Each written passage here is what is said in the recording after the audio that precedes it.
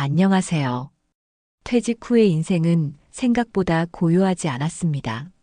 하루 2시간만 투자하면 된다는 말에 마음을 내줬고 그 대가로 저는 노후의 평화를 잃었습니다. 하지만 그 시간 덕분에 진짜 나를 다시 보게 됐습니다. 오늘 이야기는 그 어둠 속에서 다시 길을 찾은 한 사람의 이야기입니다.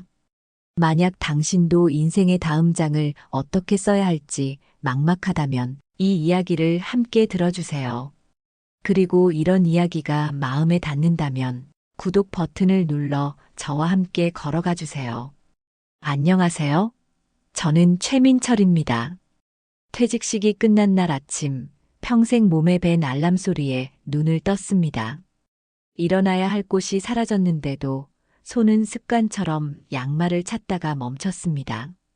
창밖으로는 출근길 사람들의 발걸음이 흘러가고 제 방엔 오래된 서류 가방과 낡은 명함 묶음만 남아 있었습니다.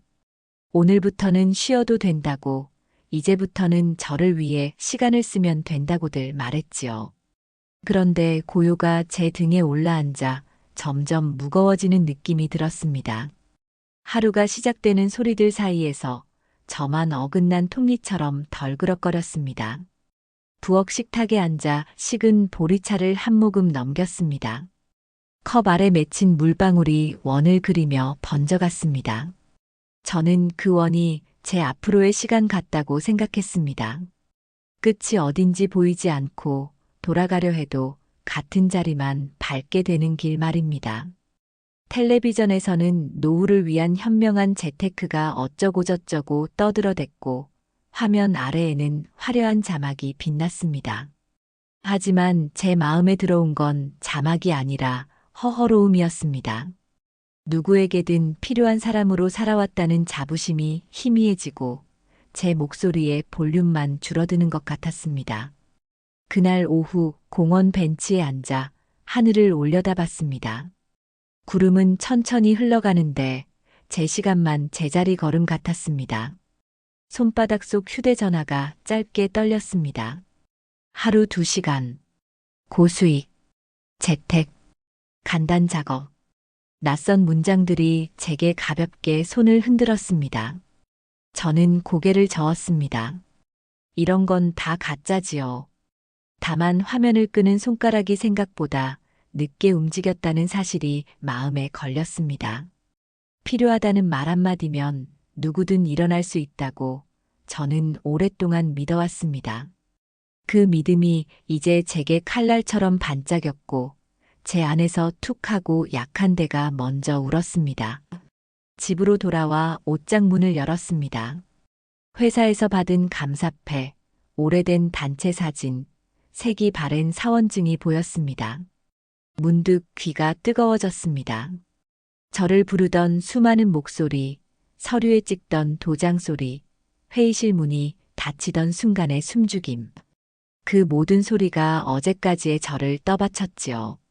이제는 제가 저를 일으켜야겠구나. 그렇게 마음을 고쳐먹었습니다. 다만 어떻게가 문제였습니다. 저는 누구에게 묻는 법을 잊은 사람처럼 서툴었습니다. 밤이 깊어지고 거실 시계 초침이 호흡처럼 오르내렸습니다. 저는 다시 휴대전화를 켰습니다. 아까 지워두었던 문자가 보이지 않길 바라며 스크롤을 내렸습니다. 그런데 거기 있었습니다. 밝은 말투의 짧은 안내. 성실하신 분만 모십니다. 간단한 검증 절차 후 바로 수익 지급. 제 눈동자가 그 문장을 따라 움직이는 동안 제 마음은 오래전 잊고 지낸 문 하나를 열어젖혔습니다. 환영합니다. 필요한 분이 오셨군요. 그런 말이 들린 듯 했습니다. 저는 스스로를 달래듯 중얼거렸습니다. 2시간쯤이야. 배우면 되지요. 집에서 할 수 있다는데. 처음엔 소소하게 시작해보면 되겠습니다. 식탁 위 계산기를 집어들었다가 내려놓았습니다. 대신 마음속으로 숫자를 세어보았습니다. 연금으로 들어오는 돈은 많지 않았고 생활비와 공과금, 적은 용돈을 빼면 남는 것이 별로 없었습니다. 한 달만, 아니, 석 달만 보태면 숨이 트일 것 같았습니다. 저는 그 단순한 계산에 위안을 느꼈습니다. 서랍을 열어 가늘게 접어둔 비상금을 꺼냈습니다.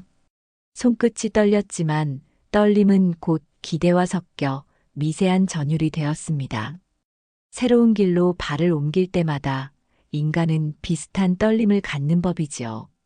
다음 날 아침 저는 무심한 척 휴대전화를 다시 켰습니다. 안내된 연락처에 간단한 인적 사항을 보냈습니다. 몇 마디 주고받는 동안 상대의 말투는 이상하리만치 다정했고 제 이름을 부를 때마다 오래된 흉터에 약을 바르는 듯한 온기가 번졌습니다. 당신 같은 분을 기다렸습니다. 그 말이 제 등에 놓인 돌을 조금 가볍게 만들었습니다. 저는 제 존재가 다시 쓰이는 소리를 들은 것 같았습니다. 그렇게 첫 팔을 내디뎠습니다. 그날 밤 저는 눅눅한 여름바람을 맞으며 창문을 닫았습니다. 달빛이 장판 위에 길게 눕고 제 그림자가 그 옆에 조용히 포개졌습니다. 내일이면 첫 업무를 안내받는다고 했습니다. 간단한 검증을 위해 소액을 맡기면 된다고도 했습니다. 제 머릿속에서는 아직도 조심하라는 목소리가 속삭였지만 가슴 한가운데서는 오랜 시간 굳어있던 문장이 부드럽게 풀렸습니다. 나도 아직 쓸모가 있지요. 그 말을 믿고 싶었습니다. 저는 오늘의 마음을 접어 작은 상자에 넣듯 조심스레 다짐했습니다. 내일 아주 작게 시작하겠습니다. 그 자금이 저를 어디로 데려갈지 아직은 모릅니다.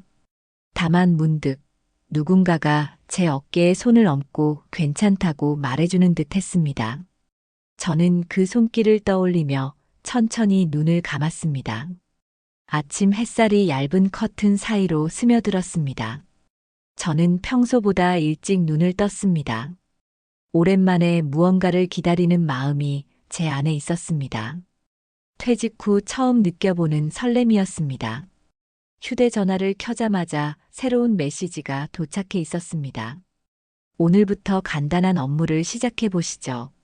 짧은 문장 하나에 제 심장은 천천히, 그러나 또렷하게 두근거렸습니다.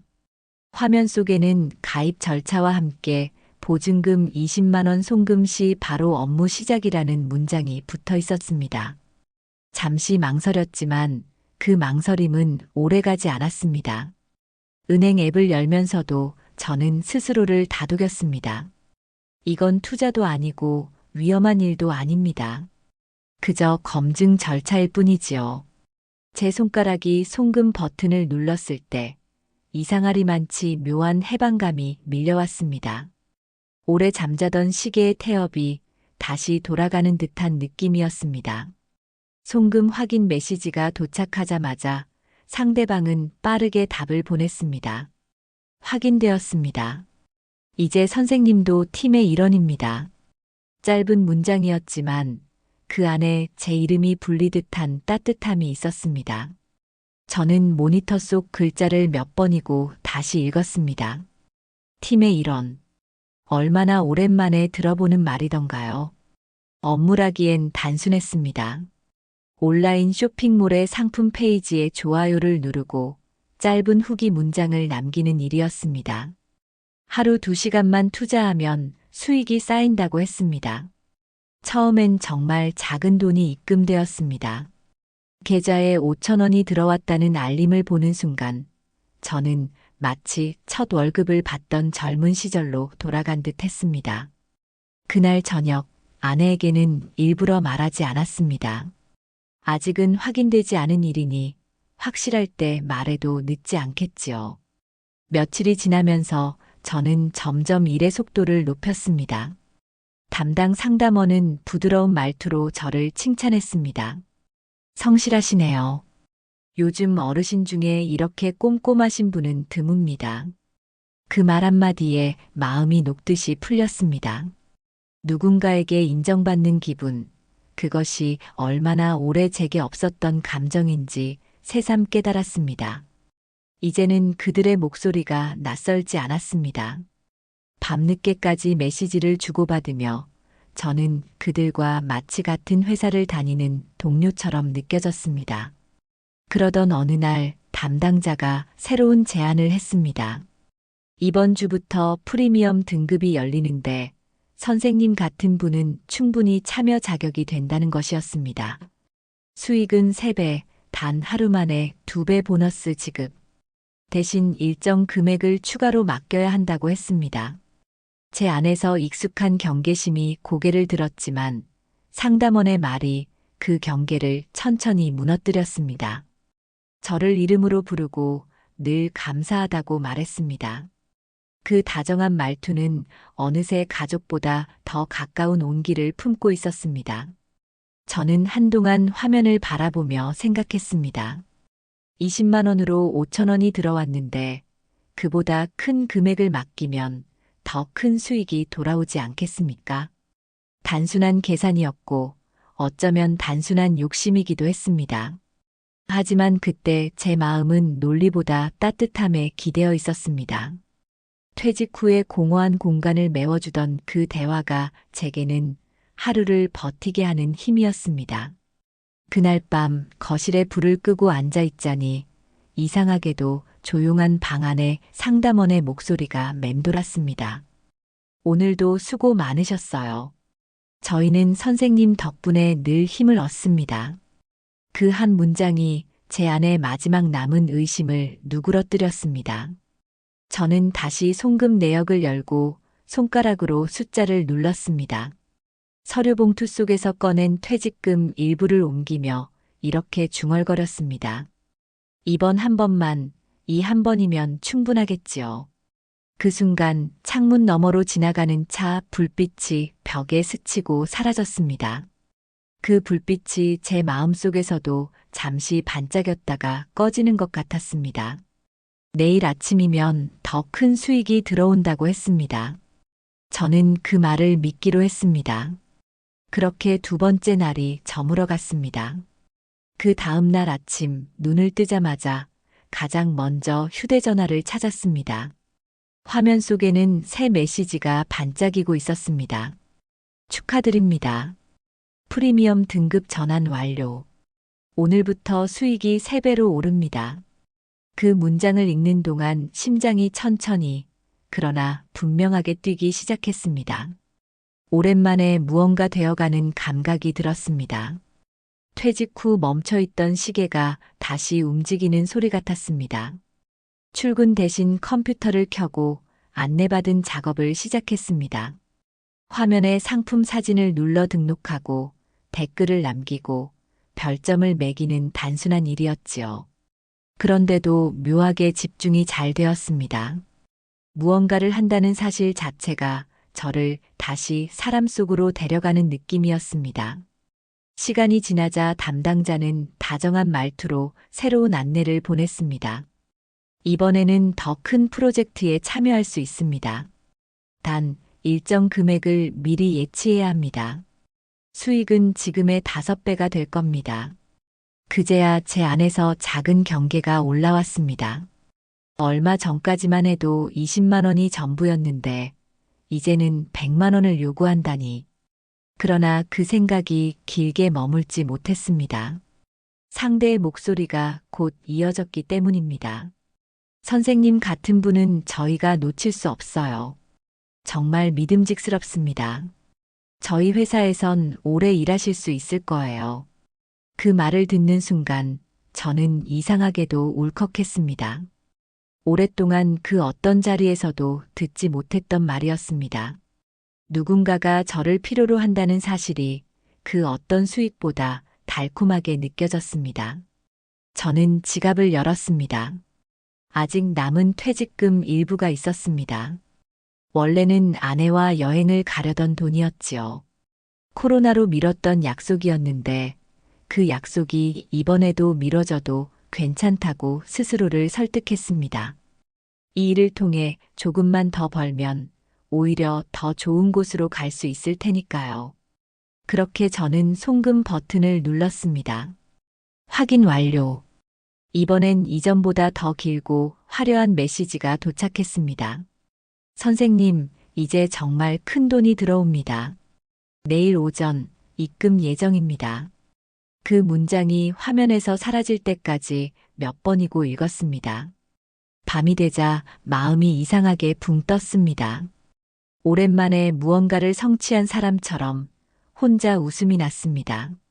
아내가 잠든 후 거실 불을 꺼놓고 휴대폰 불빛만 켜둔 채로 내일을 상상했습니다. 통장에 숫자가 늘어나는 모습, 그걸 보고 놀라며 기뻐할 가족들. 내일이 오기만을 기다렸습니다. 그러나 아침이 밝았을 때 화면에는 아무런 입금 내역이 없었습니다. 알림도 메시지도 오지 않았습니다. 처음엔 단순한 지연이라 생각했습니다. 점심이 지나고 오후가 되어도 아무 변화가 없자 불안이 목덜미를 잡아 끌었습니다. 저는 담당자에게 메시지를 보냈습니다. 혹시 입금이 늦어지는 건가요? 한참 뒤에야 답이 왔습니다. 시스템 오류로 잠시 지연 중입니다. 걱정 마세요. 선생님은 곧 확인하실 겁니다.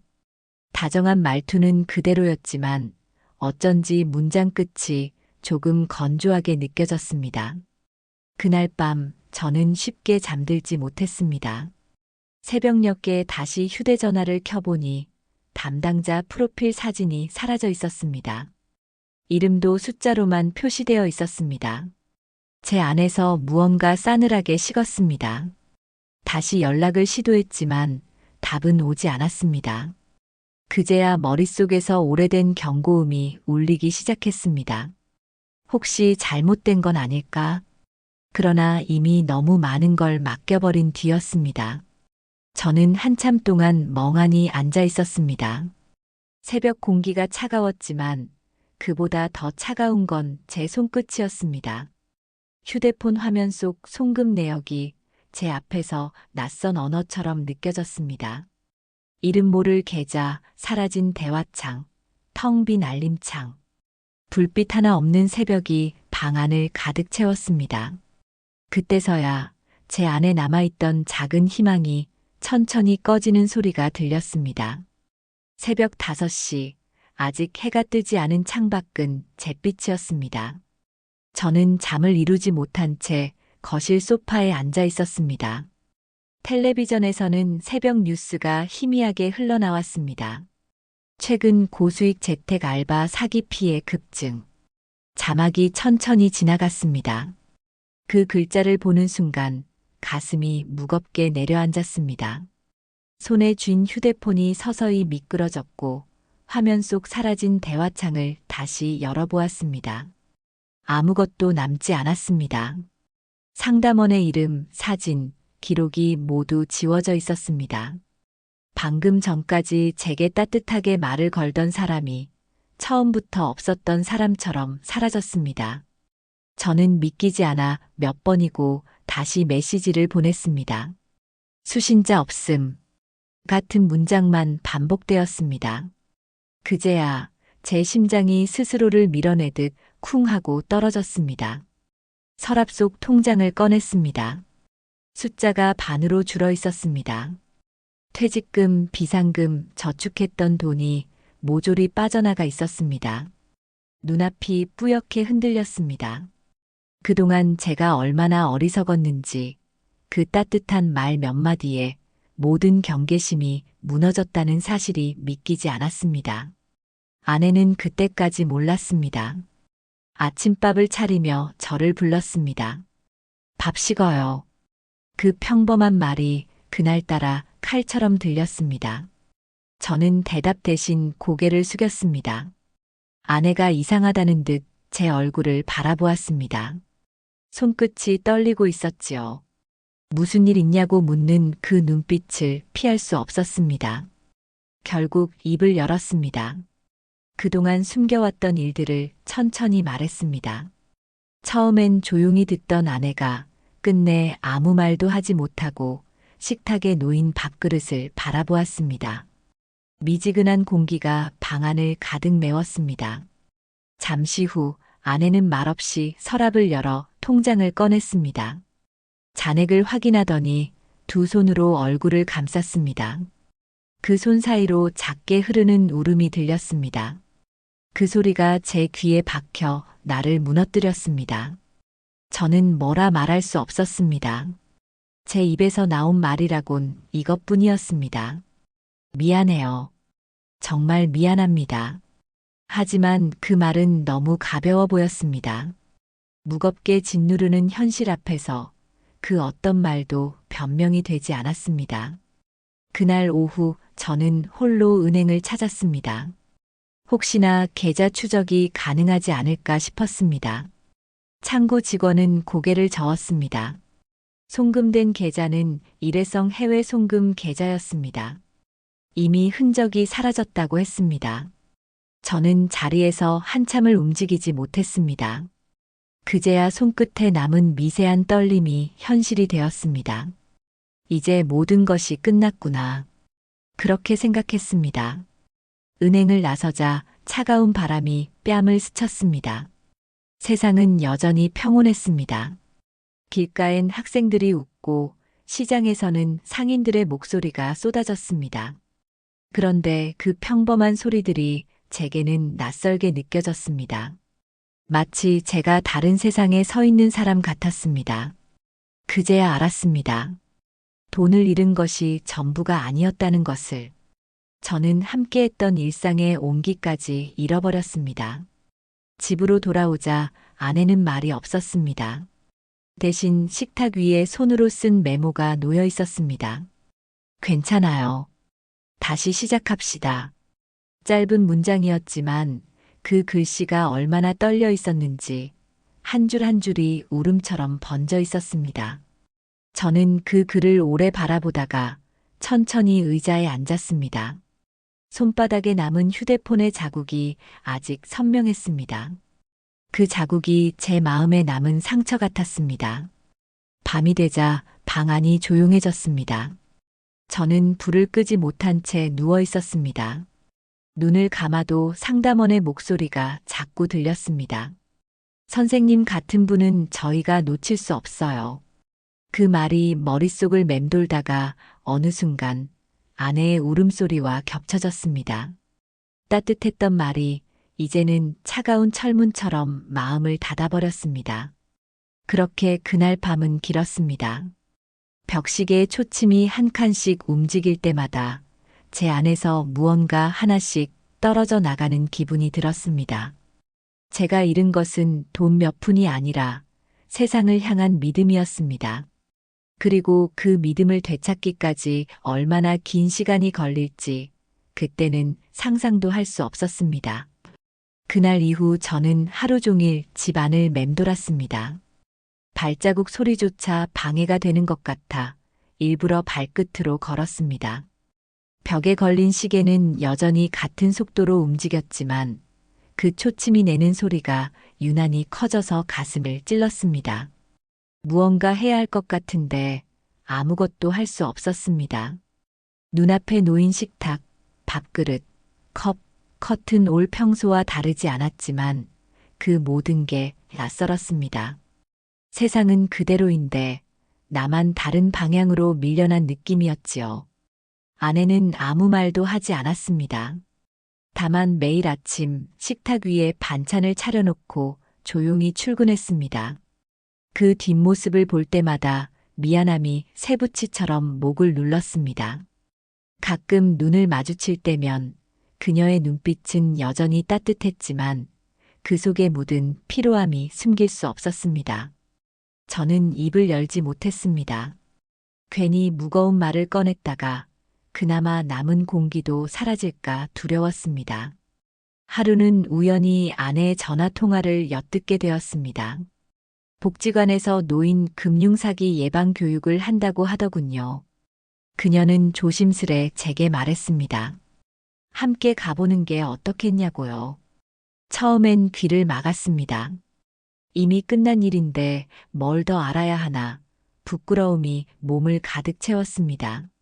하지만 그날 밤 텅 빈 거실에서 홀로 앉아 있자니 그 말이 계속 떠올랐습니다. 함께 가요. 그 짧은 한마디가 이상하게도 제 마음 어딘가를 건드렸습니다.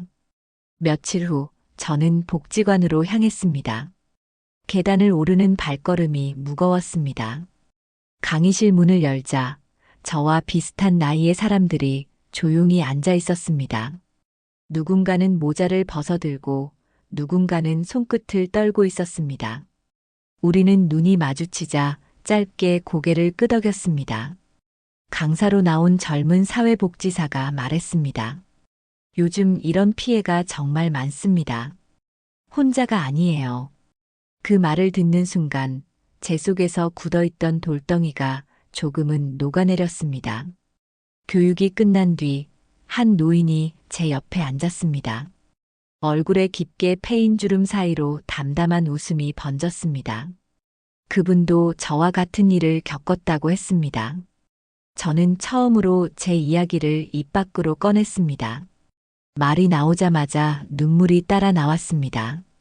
그 노인은 제 손을 꼭 잡았습니다. 괜찮아요. 나도 그랬어요. 그 손이 놀랍도록 따뜻했습니다. 그 순간 제 안에 남은 부끄러움이 조금은 작아졌습니다. 그날 이후 저는 복지관을 자주 찾았습니다. 처음엔 아무 말도 하지 않았지만 점점 제 입에서 다른 사람의 이름이 나왔습니다. 그리고 다른 이들의 사연이 제 가슴 속으로 들어왔습니다. 누구는 자식 결혼 자금을 잃었고 누구는 노후를 모두 날렸다고 했습니다. 그들의 이야기를 들을수록 제 상처가 이상하게 덜 외로워졌습니다. 상처는 혼자 있을 때 더 아픈 법이니까요. 집으로 돌아오는 길 버스 창문에 비친 제 얼굴은 전에 비해 조금 달라 보였습니다. 여전히 지쳐 있었지만 어딘가 살아있는 눈빛이 남아 있었습니다. 집에 도착하니 아내가 부엌에서 국을 데우고 있었습니다. 저는 조심스럽게 말했습니다. 나 오늘 복지관 다녀왔어요. 그녀가 고개를 들더니 잠시 제 얼굴을 바라보다가 아주 작게 웃었습니다. 그 웃음이 오래된 집안에 따뜻한 빛처럼 퍼졌습니다. 그날 밤 침대에 누워 눈을 감았습니다. 여전히 사라진 돈이 머릿속에서 맴돌았지만 그 숫자보다 더 크게 자리한 건 손끝에 남은 온기였습니다. 세상은 여전히 차가울지 몰라도 그 안에서 다시 걸어갈 힘이 조금은 생긴 듯 했습니다. 저는 속삭이듯 중얼거렸습니다. 이제는 괜찮아요. 다시 시작할 수 있을 것 같습니다. 며칠이 흘렀습니다. 복지관 강의실의 풍경은 점점 익숙해졌습니다. 처음엔 의자 끝에 앉아 몸을 움츠렸던 제가 이제는 문이 열리기도 전에 자리를 잡고 기다리곤 했습니다.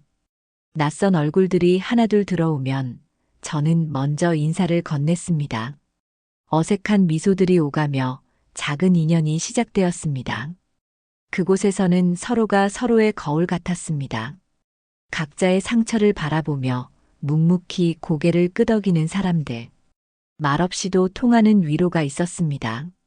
어느 날 사회복지사가 제게 부탁을 했습니다. 새로 들어온 어르신이 있는데 저와 비슷한 일을 겪었다고 했습니다. 혹시 함께 이야기해 주실 수 있겠냐고요. 잠시 망설였습니다. 누군가의 상처를 들을 자신이 있을까 두려웠습니다. 하지만 그때 제 안에서 작은 목소리가 들렸습니다. 이제는 누군가에게 손을 내밀 차례야. 그 목소리에 이끌려 고개를 끄덕였습니다. 그날 오후 작은 상담실에서 한 남자가 들어왔습니다. 제 또래쯤 되어 보였고 손에는 낡은 휴대폰을 꼭 쥐고 있었습니다. 그는 제 앞에 앉자마자 고개를 숙였습니다. 처음엔 아무 말도 하지 않았습니다. 마치 그 침묵 속에 모든 이야기가 이미 담겨 있는 것 같았습니다. 저는 천천히 말을 꺼냈습니다. 저도 같은 일을 겪었습니다. 처음엔 아무도 제 얘기를 들어주지 않았지요. 그 말이 닿자 남자의 어깨가 미세하게 흔들렸습니다.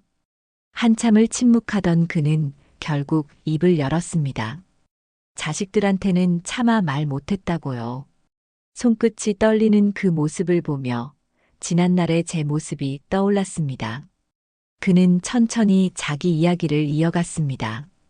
처음엔 작은 돈이었는데 나중에는 퇴직금 전부를 맡겼다고 했습니다. 그 말을 들으며 제 가슴이 쿵 하고 내려앉았습니다. 너무 익숙한 이야기였습니다.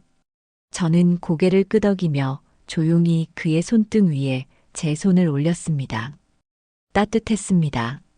마치 그날 복지관에서 처음 만난 노인의 손을 다시 잡은 듯 했습니다. 시간이 흘러 상담이 끝나고 그 남자는 문을 나서기 전 제게 작게 인사를 했습니다. 고맙습니다. 그 말이 가슴 깊이 스며들었습니다. 그날 이후 저는 매주 복지관을 찾았습니다.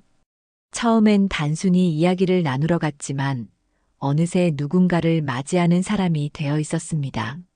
낯선 이가 문을 열고 들어올 때 저는 미소를 지었습니다.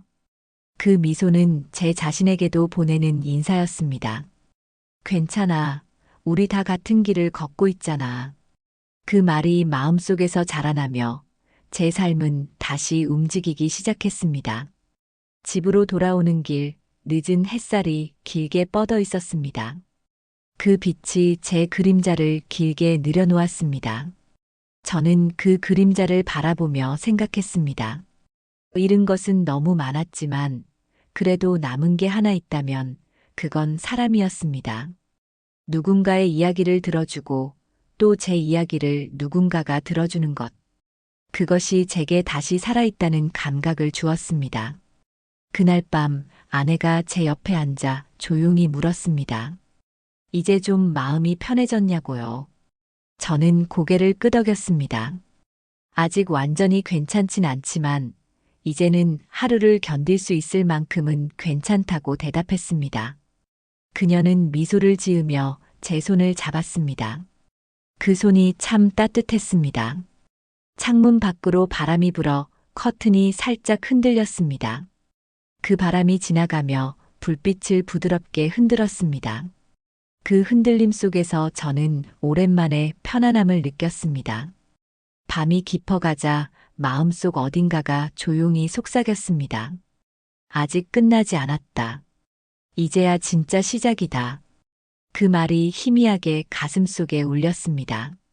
어쩌면 인생의 다음 장은 잃은 것 뒤에서야 비로소 시작되는지도 모르겠습니다.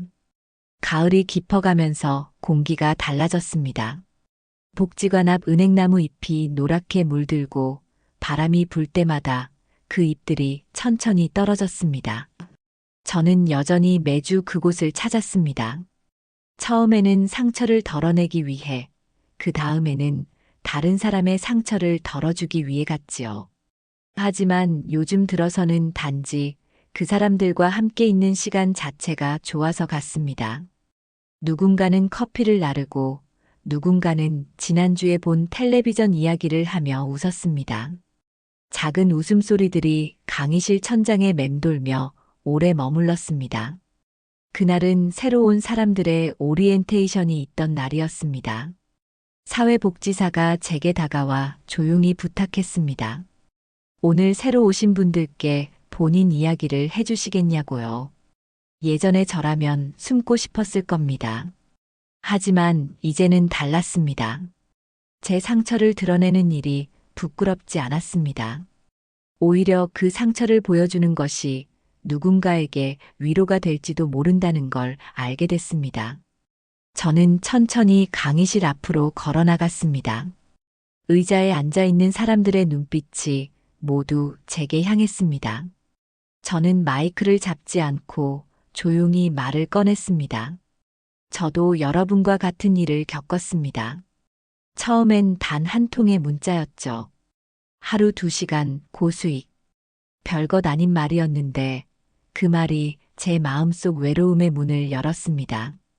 저는 그 안으로 걸어 들어갔고 거기서 모든 걸 잃었습니다. 잠시 멈췄다가 다시 말을 이었습니다. 그런데요, 그 일을 겪고 나서야 알았습니다. 우리가 잃은 건 돈이 아니라 믿음이었다는 걸요. 누군가의 눈가가 붉어졌습니다. 어떤 이는 손끝으로 무릎을 꼭 쥐고 있었습니다. 저는 그들에게 미소를 지으며 말했습니다. 하지만요, 믿음은 다시 세울 수 있습니다. 다만 그 믿음의 방향을 바꿔야 합니다. 나 자신을 먼저 믿고 옆에 사람을 믿는 것. 우리는 그 연습을 하고 있는 겁니다. 그 말이 끝나자 강의실 안은 잠시 고요해졌습니다. 그러다 누군가 작게 박수를 쳤습니다. 이어서 다른 손들이 함께 박수를 보탰습니다. 그 소리가 제 안의 어둠을 조금 더 밀어냈습니다. 교육이 끝난 뒤 한 중년 여성이 제게 다가왔습니다. 얼굴이 창백했고 손에는 작은 노트를 들고 있었습니다. 그녀는 떨리는 목소리로 말했습니다. 남편이 당신처럼 당했어요. 저는 아무 말도 못하고 그 사람을 미워했죠. 그런데 오늘 당신 이야기를 들으니 그 사람의 마음을 조금은 이해할 수 있을 것 같아요. 고맙습니다. 그녀는 고개를 숙였습니다. 저는 잠시 망설이다가 두 손으로 그녀의 손을 잡았습니다. 따뜻했습니다. 그 따뜻함이 제 안으로 번져 오래전 잃어버린 감정을 다시 깨웠습니다. 집으로 돌아오는 길 노을이 지고 있었습니다. 붉은 하늘 아래로 은행잎이 쏟아지고 길가에는 그 잎들이 노랗게 쌓여 있었습니다. 저는 걸음을 멈추고 하늘을 올려다봤습니다. 그동안 제 인생은 긴 겨울 같았는데 이제는 아주 천천히 봄이 오는 기분이었습니다. 세상은 여전히 변함없지만 제 시선이 변해 있었습니다.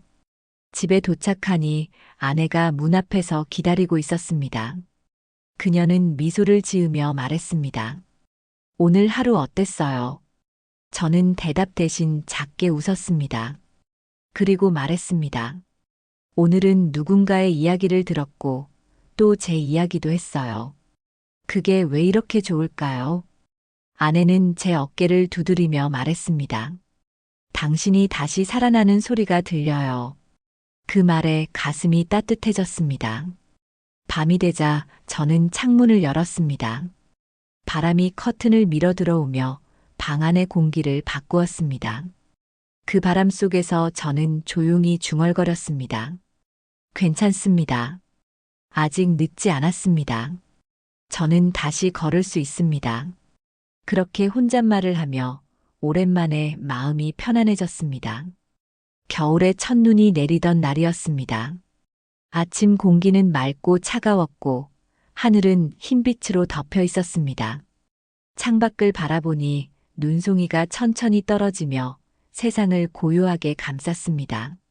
저는 오랜만에 일찍 일어나 따뜻한 차를 끓였습니다. 김이 피어오르는 찻잔을 두 손으로 감싸쥐자 손끝이 천천히 녹았습니다. 예전 같으면 이 시간에 허둥지둥 출근을 준비했겠지요. 그러나 지금의 저는 다릅니다. 어쩌면 제 인생에서 처음으로 아무데도 쫓기지 않는 아침이었습니다. 복지관에 가는 길 눈발이 점점 굵어졌습니다. 길가의 사람들은 발자국을 남기며 지나갔습니다. 그 발자국들이 서로 다른 방향으로 이어지다가도 어느 순간 하나의 길로 모였습니다. 저는 그 길을 따라 천천히 걸었습니다. 문득 지난 시간들이 스쳐갔습니다. 처음 그 문자를 받던 날, 손끝이 떨리던 순간, 그리고 모든 걸 잃고 주저앉았던 밤.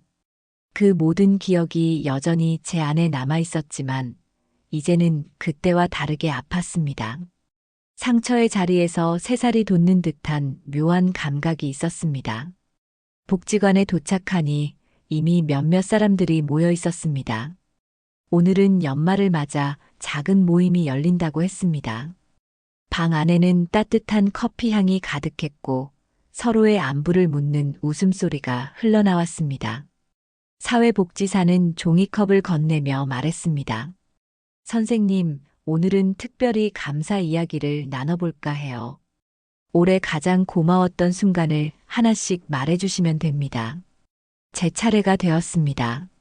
저는 잠시 머뭇거리다 조용히 입을 열었습니다. 저는 이곳이 제게 가장 고마운 곳입니다. 여기 오지 않았다면 아마 아직도 어둠 속에 앉아 있었을 겁니다. 제 이야기를 들어준 여러분 덕분에 다시 걸을 수 있었습니다. 저는 여러분이 제 등불이었습니다. 그 말을 하면서 제 목소리가 살짝 떨렸습니다. 그런데 그 떨림이 부끄럽지 않았습니다. 누군가의 눈가에서 눈물이 반짝이는 걸 봤습니다. 그 눈물이 마치 제 마음의 온도처럼 따뜻하게 느껴졌습니다. 모임이 끝나고 모두가 하나둘 자리에서 일어섰습니다. 문 밖으로 나오자 하얀 눈이 더 거세게 내리고 있었습니다. 저는 한동안 그 눈 속에 서 있었습니다. 손바닥을 펼치자 작은 눈송이들이 녹으며 물방울로 변했습니다. 그 순간 오래전 사라졌던 휴대폰 속 메시지가 떠올랐습니다. 필요한 분이 오셨군요. 그 말은 한때 나를 무너뜨렸지만 이제는 다르게 들렸습니다.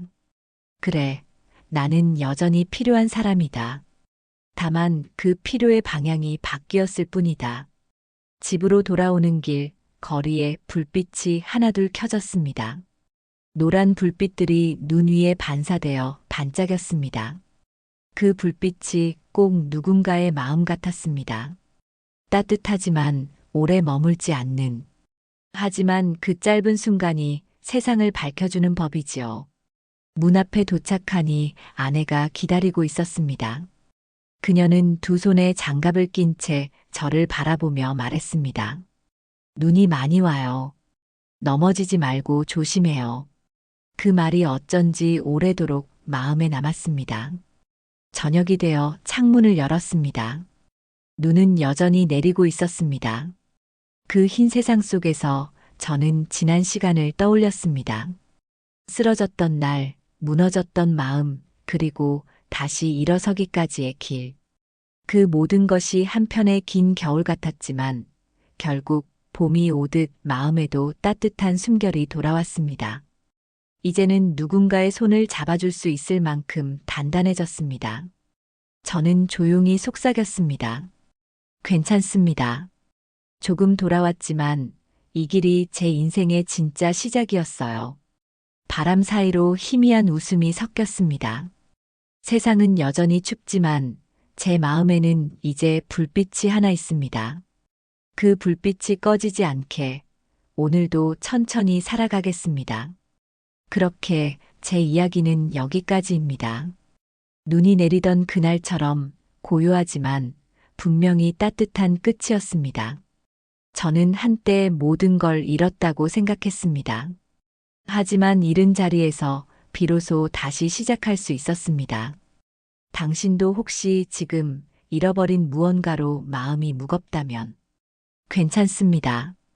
인생은 언제든 다시 시작될 수 있으니까요. 이 이야기가 당신의 하루의 작은 위로가 되었다면 구독과 좋아요로 함께 해주세요. 앞으로도 마음의 불빛을 나누는 이야기로 찾아뵙겠습니다.